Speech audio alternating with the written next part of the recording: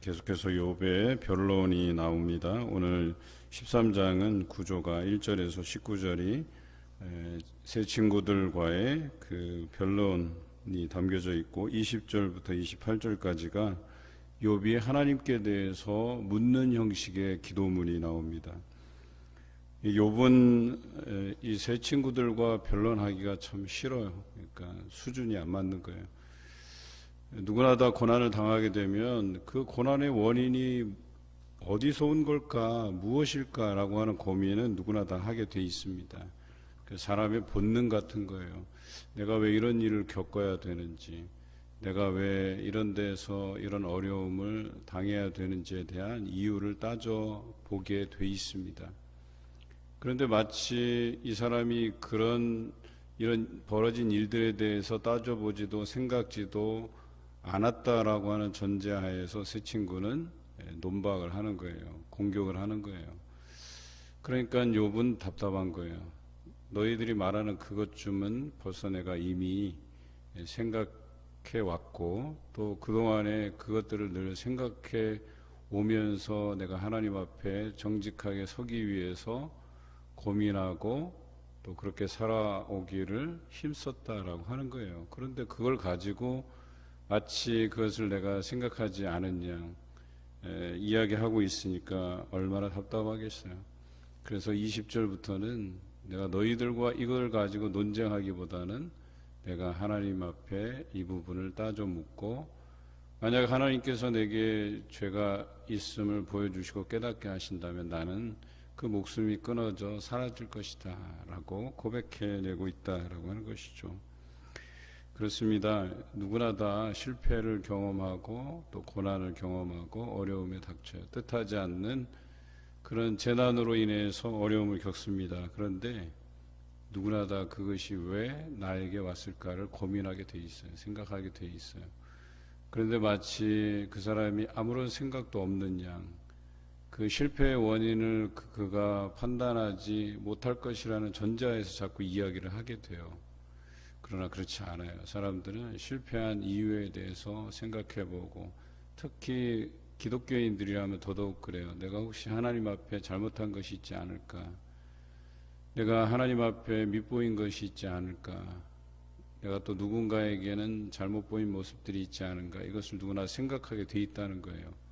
그런데 그렇게 생각하고 있는 사람에게 너는 참 생각도 없다. 그게 너한테 이런 일이 벌어진 것은 하나님이 이러이러해서 또 네가 하나님 앞에 죄를 범하여서 밉보여서 이렇게 된 것인 것을 네가 모르냐 이렇게 묻는 것 자체가 조금 어찌 보면 주제넘다라고 할 만한 이야기예요. 오늘 그것을 욥이 항변하고 있어요. 이 말씀을 좀 더 쉽게 이야기하기 위해서는 공동번역을 보면 좀 더 쉬워요. 제가 공동번역 1, 2, 3절 한번 읽어볼게요. 여보게 나도 모든 것을 눈으로 보았고 귀로 들어 아는 만큼 안다네. 자네들이 아는 만큼은 나도 알고 있으니 자네들만큼은 모르려니 생각하지 말게. 내가 참으로 통사정을 나누고 싶은 이는 전능하신 분 하나님께 드릴 말씀을 다 드리려네. 이렇게 고백하고 있는 거예요.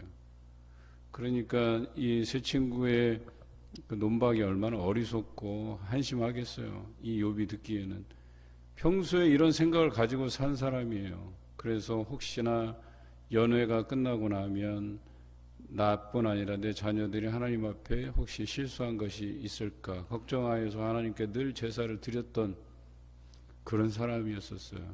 그러니까 매사의 모든 행함에 있어서 이것이 하나님 앞에 혹시라도 잘못된 모습으로 비춰지지 않을까를 늘 걱정하는 마음으로 살았다는 거예요. 그런데 이들이 얘기하는 것은 이미 다 욥이 고민하고 살아왔던 그 내용을 가지고 또 한 번 울고 먹고 있는 거예요. 그러니까 얼마나 답답하겠어요. 4절에서 7절 한번 또 읽어볼게요. 자네들은 고작 거짓말이나 꾸며대는 사람들이다. 모두들 하나같이 돌팔이 의사와 같다. 입을 좀 다물게. 그러는 편이 현명할 것일세. 나의 항변을 좀 들어보게. 나의 변론을 귀담아 들어보게. 그런 허튼 소리를 하나님 위해서 한다는 것인가? 그런 알맹이 없는 말을 그를 위해서 한다는 것인가? 이렇게 이야기하고 있어요.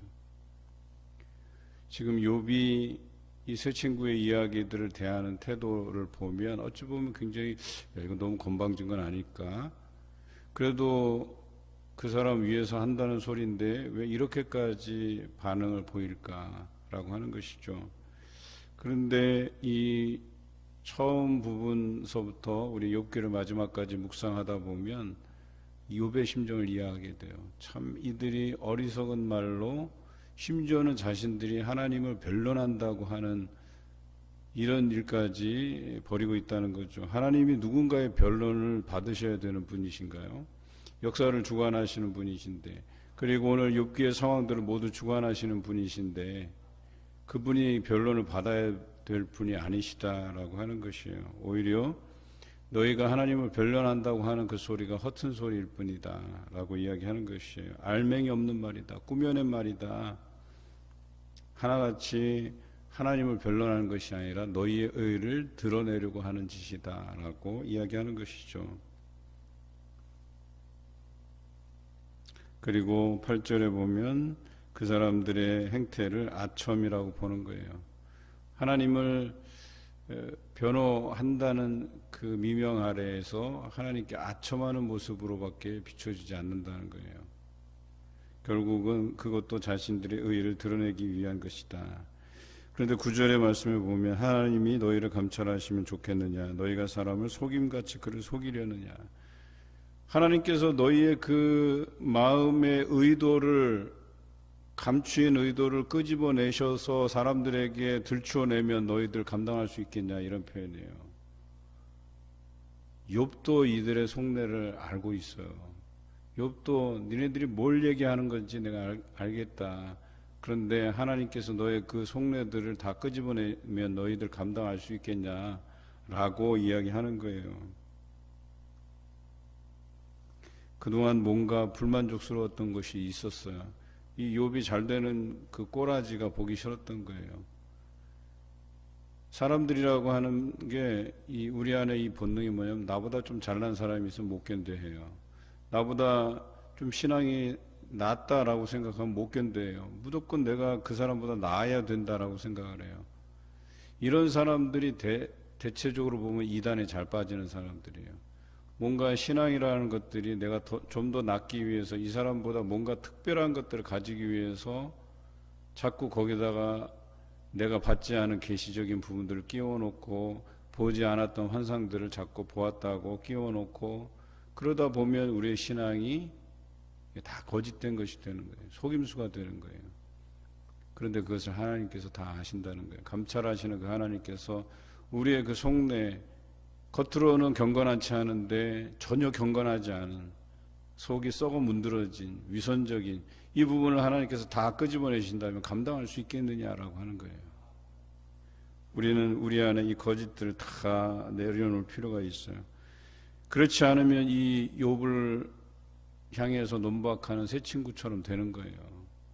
심정적으로 이해하지도 못하고 하나님께서 위로자로서 보내신 목적도 달성하지 못하고 그저 자신의 의를 드러내기 위해서 속임수로, 알맹이 없는 것들로, 위선적인 모습으로 나타날 수밖에 없다라고 하는 것이죠. 그리고 이렇게 이야기합니다. 10절에 그에게 아첨이나 하려는 엉큼한 생각을 품었다가는 호되게 꾸중이나 들을 것일세. 11절 그의 영광을 오히려 자네들은 두려워하게 되고 그가 무서워 부들부들 떨게 될 것일세 라고 이야기하고 있어요. 너희가 만약 진정 하나님을 깨달아 한다면, 지금 나에게 임하시는 이 하나님을 너희가 이해한다면 너희가 부들부들 떨게 될 것이다 라고 이야기합니다. 즉 지금 너희의 이런 행태들을 하나님께서 언젠가는 호되게 꾸짖을 날이 있을 것이다 라고 이야기하고 있어요. 그리고 그것에 대한 대가를 그들이 나중에 충분히 치릅니다. 여러분, 바른 소리 한다는 게 이게 굉장히 좀 어려운 문제예요. 액면상으로는 바른 소리 같은데 그것이 선한 동기를 가지지 못하면 그것에 대한 책임을 우리가 져야 되는 거예요. 반드시.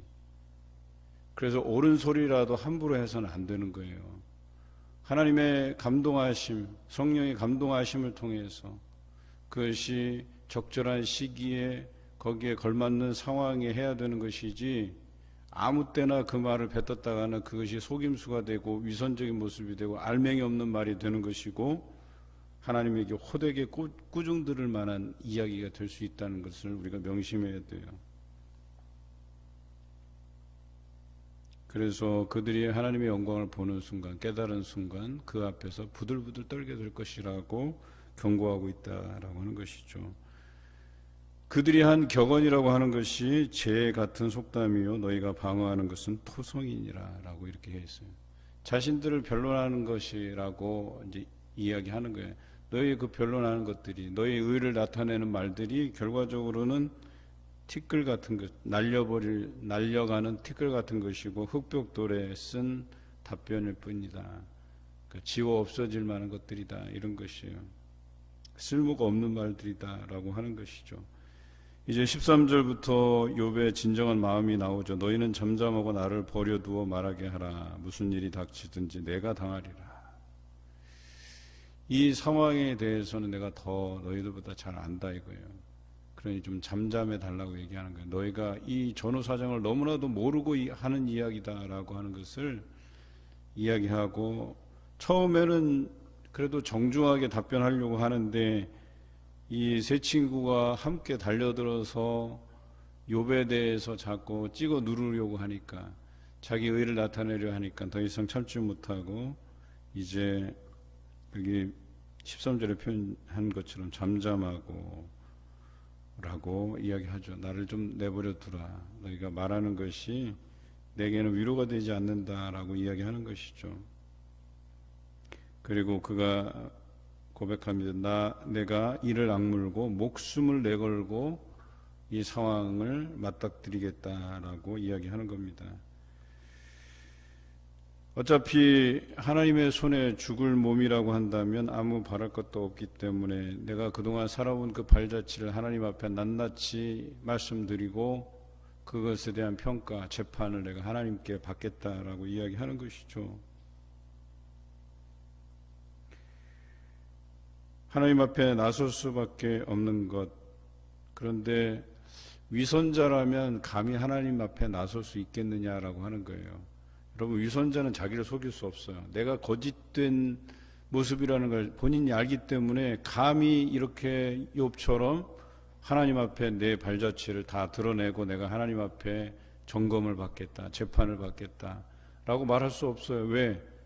내가 거짓말쟁이니까, 내가 위선자니까, 내 의를 드러내려고 말을 꺼낸 거니까. 누구보다도 자신이 더 잘 알아요. 그렇기 때문에 그런 걸 가지고 하나님 앞에 떳떳이 설 수가 없는 거예요. 그런데 욥은 자기가 떳떳이 서겠다고 얘기하는 거예요. 내가 죽게 되더라도 하나님 앞에 지금 내가 살아온 발자취를 가지고 내가 평가를 받겠다, 이렇게 이야기하는 거예요. 여러분, 대단하지 않습니까? 우리가 수요일 밤 때 다윗의 시편들을 자주 다루고 있는데요, 거기에 보면 다윗이 그런 모습을 보여요. 내가 하나님 앞에 떳떳하게 선다는 거예요. 내가 선하게, 성실하게, 정직하게 살아왔기 때문에 내가 하나님을 떳떳하게 신뢰할 수 있다는 거예요. 하나님 앞에 떳떳이 설 수 있다는 것을 고백해내요. 우리 신앙이라고 하는 것이 그러해야 된다라고 이야기하는 거예요. 그런데요, 내 자신이 스스로 나는 거짓말쟁이구나, 위선자구나 라고 하는 것을 알 때는요, 내가 하나님 앞에 떳떳이 서지 못하게 돼요. 왜냐하면 그것에 대해서 당연히 우리가 하나님에게 보응, 대가를 치러야만 되기 때문에 그렇습니다. 오히려 죄인들은 숨기게 돼 있어요. 숨기기에 급급해요. 포장하기에 급급해요. 하나님 앞에 떳떳이 서지 못합니다. 그것에 대해서 대가를 치러야 하기 때문에 그렇습니다. 오늘 이렇게 표현되어 있죠. 18절에 자기는 이제 하나님 앞에 재판받을 준비가 다 돼 있다는 거예요. 그리고 그가 무죄로 풀려날 것을 안다고 그랬어요. 보라, 내가 내 사정을 진술하였거니와 내가 정의롭다함을 얻을 줄 아노라. 자기가 정직하게 행했다는 거예요. 그것에 대해서 추호도 부끄러움이 없다고 고백하고 있어요. 그래서 결과적으로 내가 하나님의 정의를 신뢰하기 때문에 나를 정의롭다 판단해 줄 것을 안다고 그는 고백해내고 있다는 거죠. 그리고 그렇게 되었습니다. 나와 변론할 자가 누구이랴? 그러면 내가 잠잠하고 기운이 끊어지리라. 하나님께서 판단하시고 나의 상황을 보시고 나의 이 행위가 하나님 앞에 정당하지 않다면 내 기운이 끊어지겠다. 내가 목숨을 잃게 될 것이다 라고 이야기하는 것이죠. 그리고 나서 20절부터는 이제 하나님께 대한 고백의 기도입니다. 하나님, 두 가지만 이렇게 부탁을 드리는 거예요. 그러면 이 두 가지를 들어주시면 자신도 하나님 앞에 숨지 않겠다고 고백하고 있어요. 그 첫째가 하나님께서 나를 이렇게 두드리시는 손길을 멈추어 달라고 고백하고 있어요. 하나님께서 그 진노를 거두어 주셔서 내가 하나님 앞에 떨지 않도록, 두려워서 떨지 않도록 해달라고 고백하고 있어요. 그러면 그리고 그런 하나님의 진노의 손길을 거두시고 제게 하실 말씀을 말씀하여 달라고 이 두 가지를 요구하고 있어요. 그러면 그 하나님께서 내게 물으시는 그 질문에 대해서 내가 답변하겠다고, 성실하게 말씀드리겠다고 이야기하고 있어요. 나에게 죄악이 있다면 얼마나 있는 것이고, 또 내가 하나님께 대해서 반역했다면 어찌어찌해서 반역했는지 알려달라고 하는 거예요. 그러면 자기가 이 부분에 대해서 수긍할 수 있겠다고 이야기하는 거예요. 그런데 지금 상황은 뭐예요? 마치 하나님께서 얼굴을 돌리시고 나를 원수같이 여기시는 것 같아서 내가 견딜 수가 없다고 하나님께 고백해내고 있는 것이에요. 어찌하여 나를 낙엽같이 놀라게 하시고 마른 검불같이 닥달하십니까? 나를 왜 이렇게 힘들게 하십니까, 하나님이라고 하나님께 고백해내고 있어요.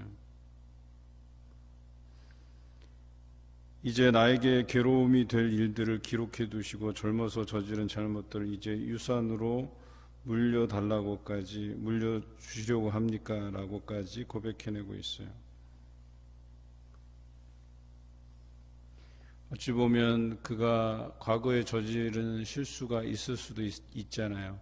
그런데 그런 과거에 저지른 그 실수 때문에라도 그는 매일같이 하나님 앞에 번제를 드리면서 그 속죄의 의미에서 혹시라도 내가 부지 중에 그 의식하지 못하는 죄를 범할 수도 있으니까 그런 것마저도 회개하기 위해서 살아왔던 사람이잖아요.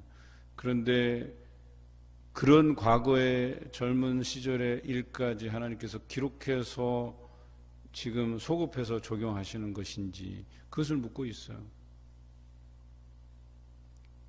만약에 그런 것이라면 차라리 나의 발에 착고를 채우시고 나의 걸음을 낱낱이 세시며 발바닥에는 표를 새기시나니 사람이 술부대가 사가 떨어지듯 옷이 좀먹어 떨어지듯 떨어집니다 라고까지 이야기하고 있어요. 어찌 보면 그 과거의 일까지 소급 적용한다면 내가 이 상황이 당연하겠지요 라고 고백해내고 있는 거예요. 그런데 하나님, 내가 지금까지 하나님 앞에 걸어온 그 발자취를 기억해 달라는 고백이기도 해요. 만약에 하나님께서 그 과거의 죄까지 물으신다면 내가 당연히 이 일을 겪는 것이 당연하겠지만 그래도 그때그때마다 하나님 앞에 정의롭게 서가기 위해서 자기가 진실된 모습들을 하나님 앞에 보이지 않았냐라고 얘기하는 거예요. 그런데 그런 것까지도 만약에 소급 적용하신다면 내가 술부대가 사가 떨어지듯이 옷이 좀 먹어서 떨어지듯이 다 헤어진 옷처럼 되어도 할 말이 없다라고 이야기하고 있는 거예요. 여러분, 신앙인의 고백이 이러할 수 있었으면 좋겠어요. 우리가 당하는 고난에 대해서 내가 떳떳이 하나님 앞에 이렇게 열심히 성실하게 살아왔고 기도하며 살아왔는데 어찌 이런 일들이 제게 벌어질 수 있습니까? 라고 고백할 수 있다면 얼마나 감사한 고백이겠어요. 그래도 치열하게 하나님 앞에서 믿음으로 생활해 왔기 때문에 그런 고백이 있을 수 있지 않습니까? 적어도 우리는 고난을 당하더라도 이런 고백이 있었으면 좋겠어요. 그런데 고난이 없다 하여서 내가 의롭다 판단하고 내 지혜가 하나님께 닿았다 생각해서 내가 판단하고 말하는 것들이 다 하나님의 생각이고 하나님께서 기준 삼아 주신 것이라고 함부로 말한다면 이 새 친구와 다를 바가 없는 거예요. 하나님을 변론한다고 하는 그 말들이, 지혜롭다고 하는 그 말들이 결과적으로는 하나님 앞에 두려워 떨게 되는, 호되게 꾸중받게 되는 그런 일들이 될 수 있다는 것을 우리가 명심해야 돼요. 그래서 우리는 누군가를 판단하고 정죄하기보다는 판단의 유보를 통해서 하나님께 지혜를 구하는 것이 좋겠다는 거예요. 특히나 누군가를 위로할 때에는 위로에 전념해야 돼요. 그것에 대해서 어떠한 판단, 어떠한 기준을 가지고 말하려 하지 말아야 돼요. 그 말하는 것이 더 힘들게 해요, 상대방을. 내가 그걸 몰라서 그런가? 이 말 하게 된다니까, 욥처럼. 야, 네가 이래서 안 돼. 그래서 안 된 거야. 그래서 너 그렇게 그런 일 당한 거야. 그런 생각 한 번쯤 안 해봤겠어요. 그러니까 그런 얘기 하기보다는 그저 위로해 주는 것이 더 낫지 않겠어요? 100마디 하는 것보다 내가 깨달아서 하나님께서 깨달음을 주신 것으로 한마디 하는 게 더 나아요. 그냥 한마디 위로하는 게 더 낫다는 거예요. 오늘 욥의 그 심정들을 여러분들 기억해 가시면서 혹시 내게도 이런 일이 발생한다면 이런 심정으로 하나님께 아뢰는 여러분들 되시길 바라요. 그래서 그 심정을 이해하실 분은 하나님 한 분밖에 없으세요. 사람에게 의존할 필요도 없어요. 사람이 어떤 지혜로운 말들로 우리를 이렇게 저렇게 평가하고 말해도 개의치 마세요. 차라리 그것을 멈추어 달라고 하고 그냥 1대1로 하나님 앞에 서서 여러분의 모습들을 반성할 것이 있다면 회개하고 또 내가 정직하게 성실하게 행하였다면 하나님께서 나를 정의롭게 판단하시고 그에 대한 응답, 보응해 주실 것을 믿고 살아가시는 저와 여러분 되시기를 주님의 이름으로 기원합니다.